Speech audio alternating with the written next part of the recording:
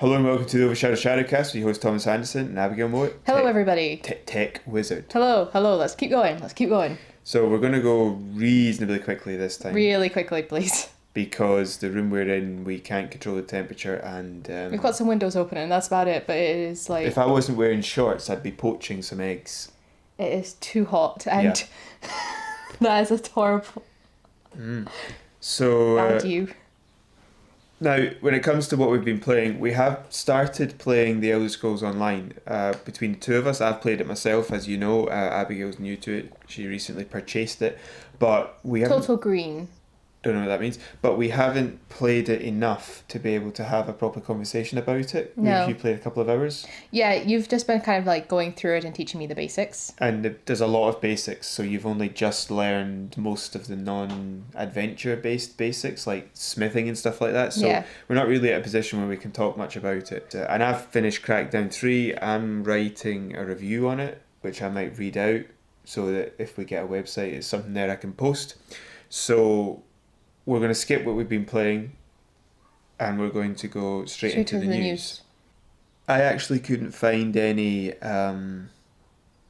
clarification of this story, but the source that I got it from, you couldn't find any either, but the source I got it from, I trust, so we'll take it with a little pinch of salt at the moment. Yeah, because literally I spent, I don't know how long trying to find this story and I could not find it. Yeah, me too as well. Me too. me too as well? Yeah, have you just made this up? Yes. No, but I also couldn't find any, but we're admitting that. I think the source has been correct enough for us to talk about it as it is. But just with the proviso that we couldn't find any, what's the phrase? Corroborating sources. Yes. So last week we spoke of Bethesda's patches for the Elder Scrolls Blades.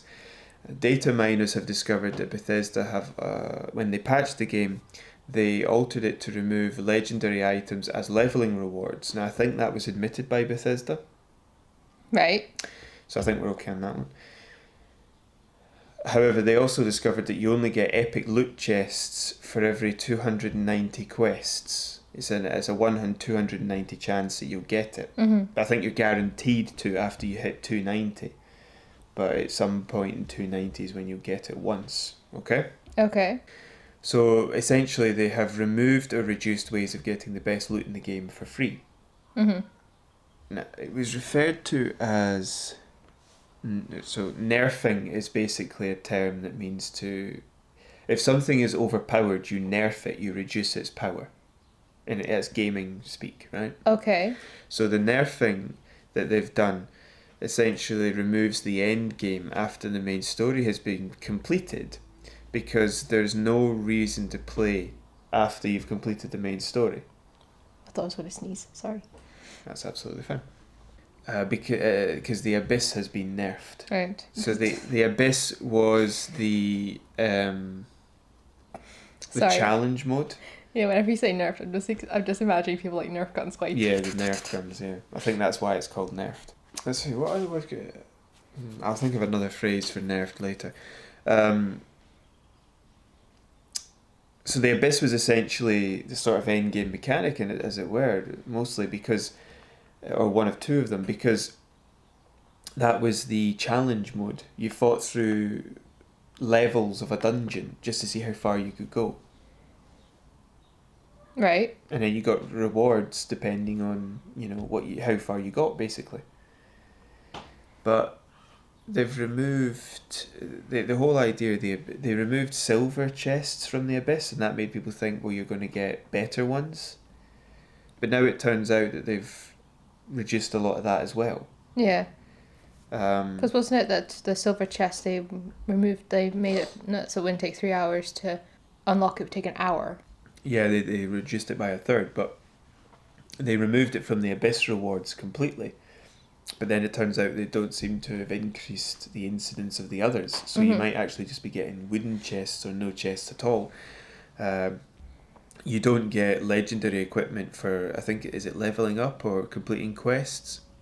It's just for the one epic loot chest every 290 quests. So they've basically removed the way of getting the best items for free. So the only thing to do at the end of the game is level up the town, which might not have any reason to it beyond you just leveling up a town. Leveling up the town involves just building the buildings and stuff. So eventually there's to be a PvP aspect to the game, but that would also be heavily affected by the loot players have. So if you have this legendary equipment, you're more likely to have it from paying for it. So essentially there becomes a pay to win mechanic in the PvP, player versus player. So in my opinion, this game should be left as a PvE, player versus the environment game, with no PvP aspects. Maybe, I did come up with this idea afterwards, some sort of town comparison thing might work. Yeah. But not straight fights, because then you can pay to win. No, I don't think that you should ever have to pay to win. That sounds rubbish. That's my analysis of it. I believe that it should be the player's ability, not financial status that can... I mean, that's really all there is to read into this, you're right. There's not much else to say beyond the fact that I know it's a free game and they have to monetize it in some way, but making it pay to win isn't it? So really the only reason to have legendary loot is for PvP aspects. I don't know how much it affects the single player of the game, so... Yeah. The only reason I can understand people doing pay to win is so that the game gets more money, obviously. The makers get more money. Yeah, but that's sort of the point, is that I think a game like this, it's going to be pay to win in the arena, the PvP part, because I don't think this is going to affect the PvE part. And there's no end game to the PvE, so if you don't pay to win, you're not going to play it. So they're going to vastly reduce their player count down to just the people who will pay. Whereas instead what they could have done was find a way of making it cosmetic. You know? Just sell some microtransactions for the town. You know, you put up banners or building designs or what, frescoes, statues. Yeah. Just sell some stuff like that. Anyway. Heat too much. Brain slow down. No, it's just, it looks as if they've tried to patch the game, make it look like they knew it, you know, doing it for a good reason, and then fluffed it at the last hurdle deliberately. It sounds like that, yeah. So we'll have to keep an eye on that, but next story. I don't know if me saying that is annoying you or it's charming. It's annoying you, sorry. It's both. It's a charming way of being annoyed. Ugh. Next story. Yes, which is about your favourite topic of all time. Knights of the Old Republic, KOTOR. There is a small glimmer of hope based on a recent release of information by, I think it's Lucasfilm. Lucasfilm has been exploring the idea of creating a Knights of the Old Republic set of movies or TV shows, that sort of thing. Yeah. And this is where the small glimmer of hope is. If they're willing to do something like that, there is a chance that this may make its way over to gaming. Yeah, because people always want to capitalise on pretty much anything, and gaming is always a good way to capitalise on something, especially if it's something like Star Wars. Yeah. This is a particularly interesting setting because of the sort of weapons and armour especially. The modern stuff, like the stormtroopers are back to... You know how the clone troopers became stormtroopers? Yes. Well, in this, the Republics don't dress like that for quite a while. They have completely different armour. In fact, they actually look more like rebels, weirdly enough. And the Sith dress like the stormtroopers, but they have a more metallic armour as opposed to the sort of plastic looking stormtrooper armour. And you know how the lightsaber was specifically the keeping of the Jedi and the Sith? Yes. And everybody else had blasters. Yeah. Well, in the KOTOR era, because of personal shields and all that sort of in-lore jazz, the vibroblade was a common weapon. So a lot of people in that game were dressed in metallic armour, running around with swords. Okay. So it kind of had a sort of medievalish sort of setting to a degree. Well, I think that everybody thinks that kind of like anything about Star Wars has a bit of a medieval... It's sort of sci-fantasy, isn't it? Yeah, because obviously I think people sometimes compare the Jedis, not just to knights, but was it the Knights Templar or something like that? Was there like a religious order of knights? Loosely, maybe. Now, the real hope for this comes in when you think about the fact that if this works as a possibility, like I said, it might move to gaming, but it might draw the license away from EA at time of renewal. So when Disney look to sell the gaming licenses on again, they might not sell it to EA. Yeah, because other companies that make proper RPGs might come in and say, look, we can make an RPG. It wouldn't be called the Knights of the Old Republic, but we could set it in the same time frame. And then that might help Disney move away from EA when it comes to the game license. Right. Who would you think would be a good candidate to make a KOTOR game? Or make a Star Wars game now? Obsidian, because they made the second one. Okay. The people who make Wasteland might be good.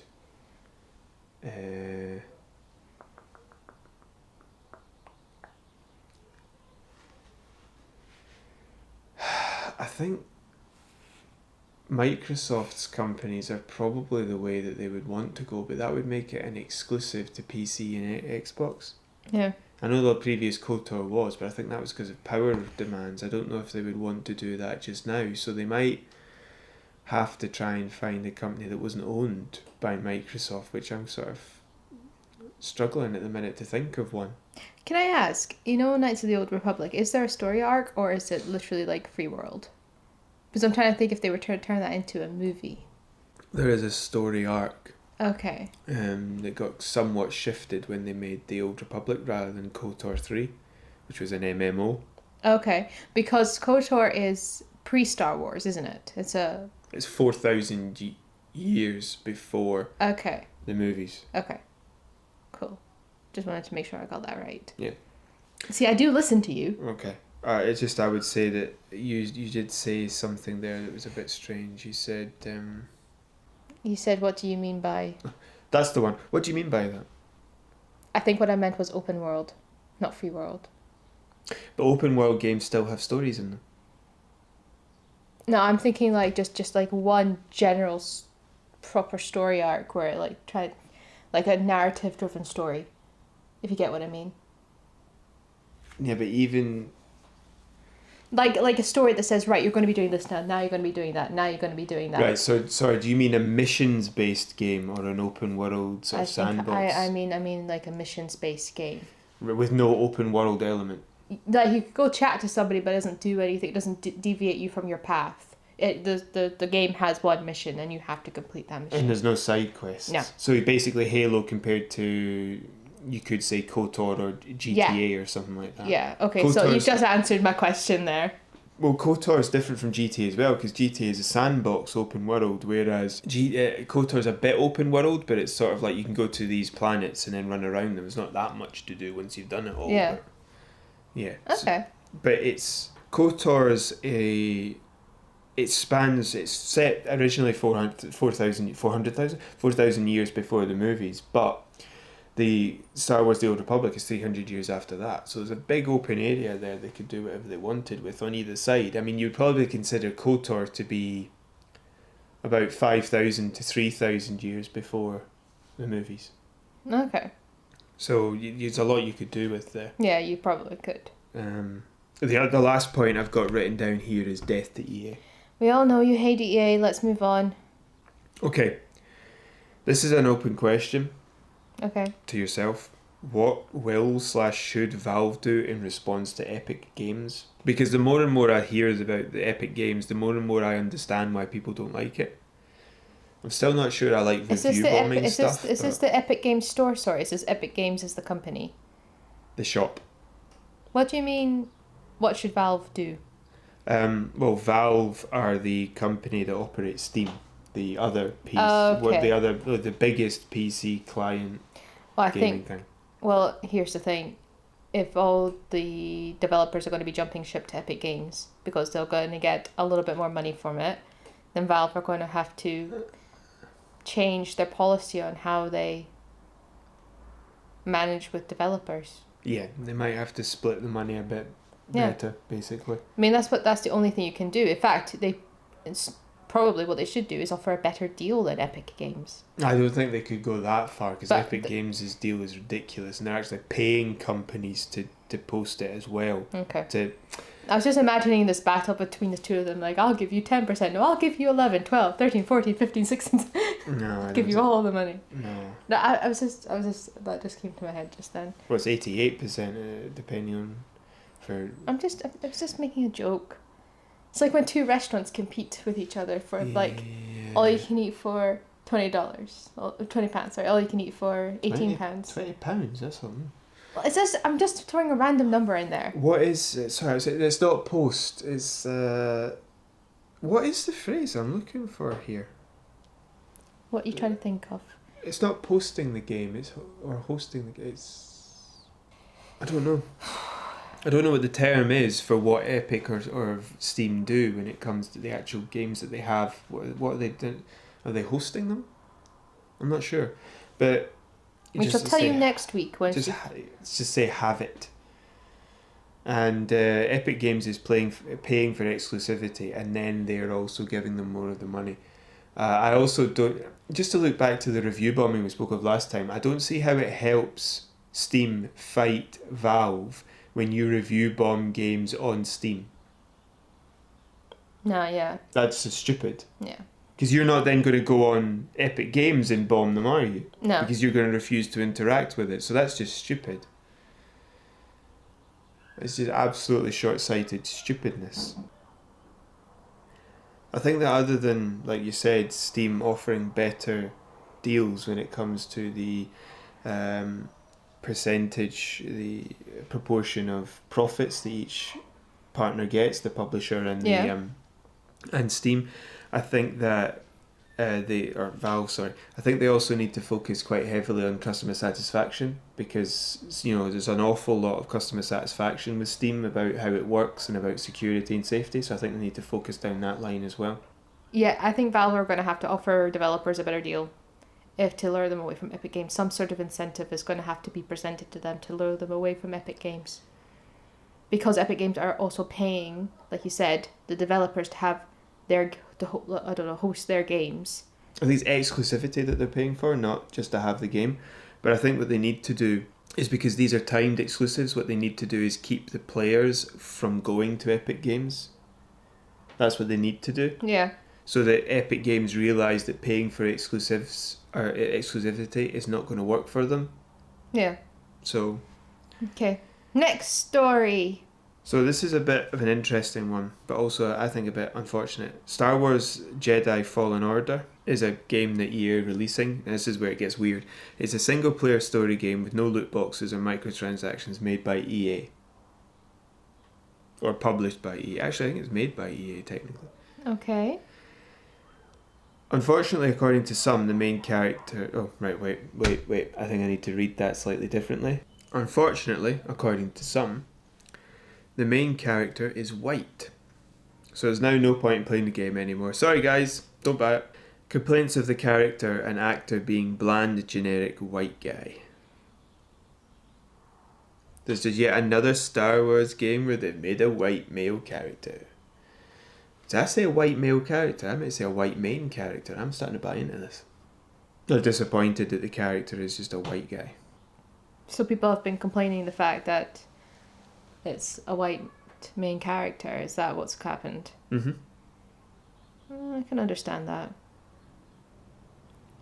I can understand in terms of like if this has just been like a constant thing. If they've not been there's no variety in their main characters. Yes, I can understand their complaint at that. Yeah, except that the main character for Battlefront 2, the last EA single player story game that they released, was a non-white female character. No, I'm talking about in terms of Star Wars games. Yes. Battlefront 2 is a Star Wars game.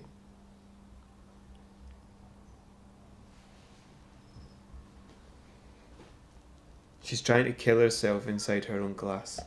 Oh. I think I was thinking of, may have been thinking of Battlefield. When you said... Battlefield 5, which had the female character with one arm. Yeah. The sun is blaring and my dyslexic is Overdrive. My dyslexic is Overdrive. My dyslexic is Overdrive. I read Battlefront and I even heard Battlefront 2 as Battlefield 5. Right, so Battlefront 2 had a non-white female lead character. Yeah. That was the last single-player story game. I don't know. I don't know what to say on that. I think anything I say, it's going to be taken like a certain way or something like that, no matter what I say. How do you mean? I don't know anymore. You really are struggling. I really am. I think... Tell me what you think. Okay, I will then. That this is ridiculous. Yeah. They also went... I mean, like, you can't go and say this is the only kind of lead you have when evidence is Most there. of the arguments seem to be based on this as a thing, right?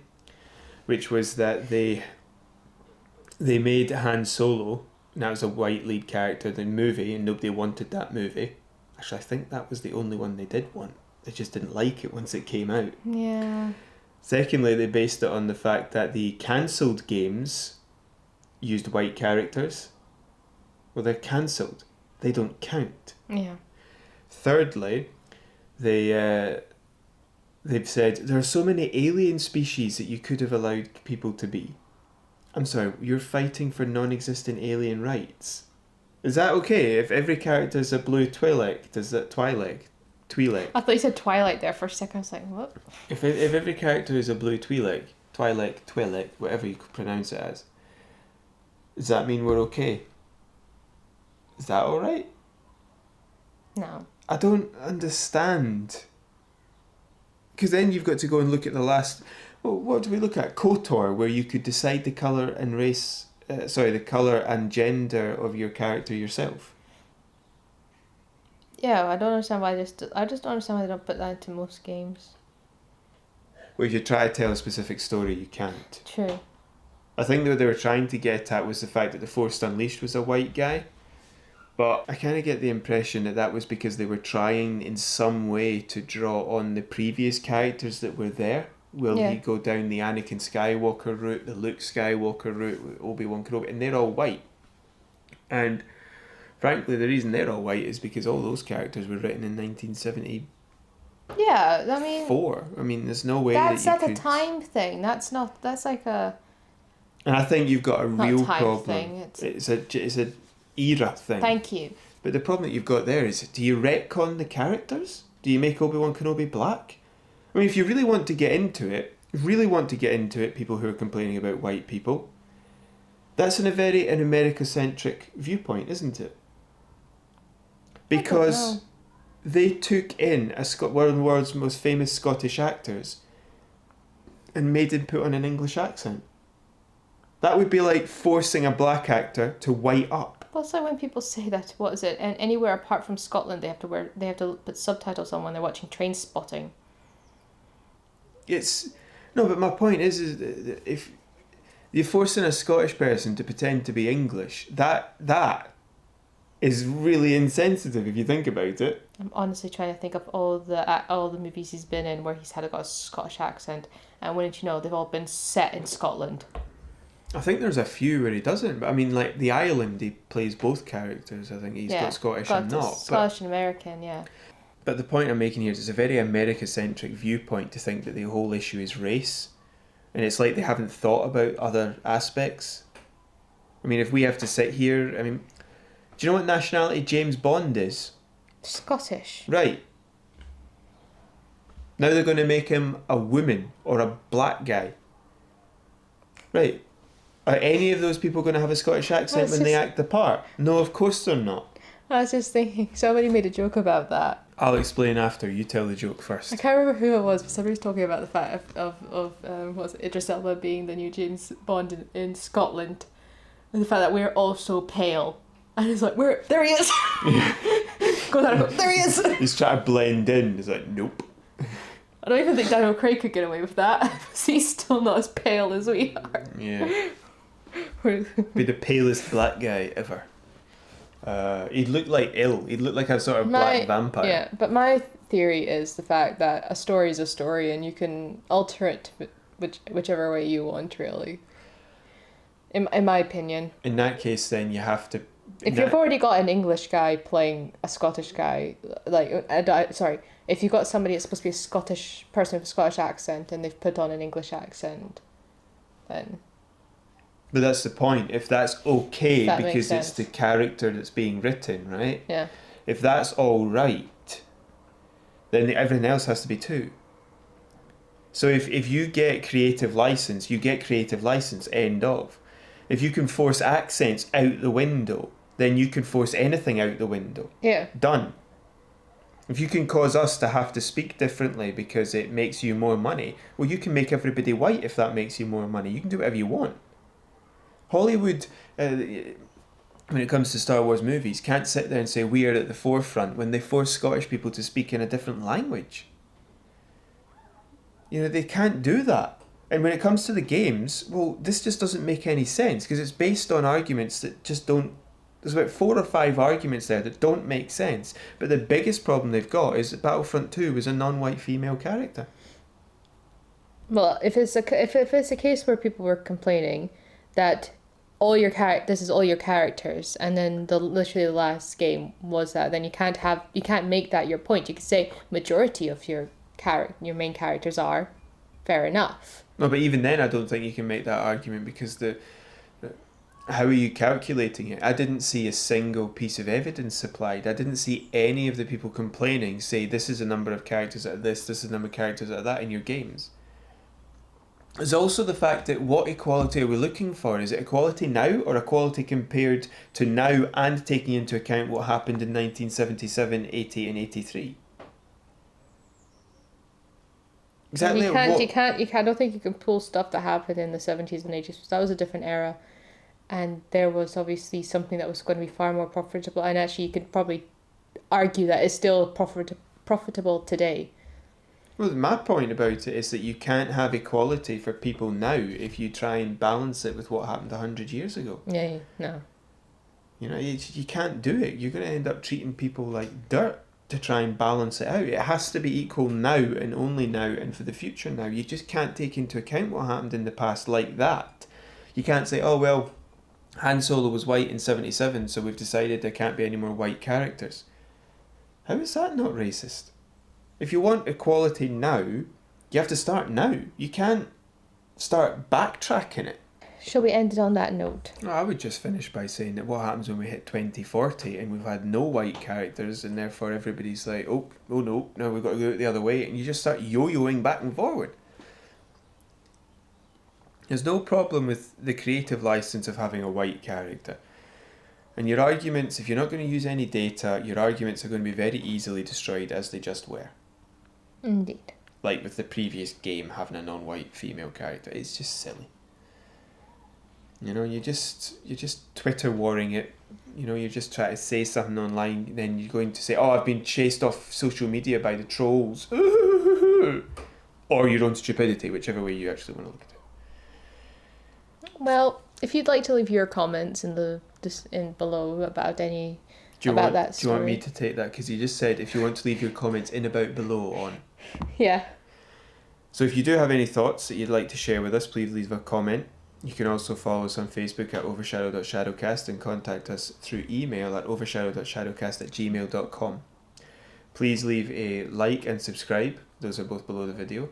And you can't leave a like. You can like this video and subscribe to our channel, please.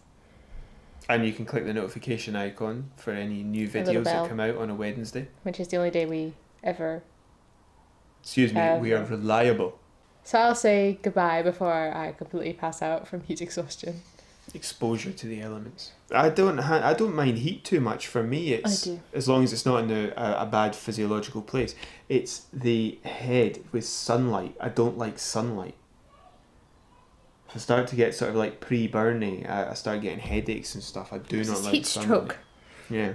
But heat itself is not too big an issue. Okay, so we've talked about the heat. So I will say goodbye. Hopefully next week we won't be able to cook a turkey in here. Yes, so bye-bye. Bye-bye.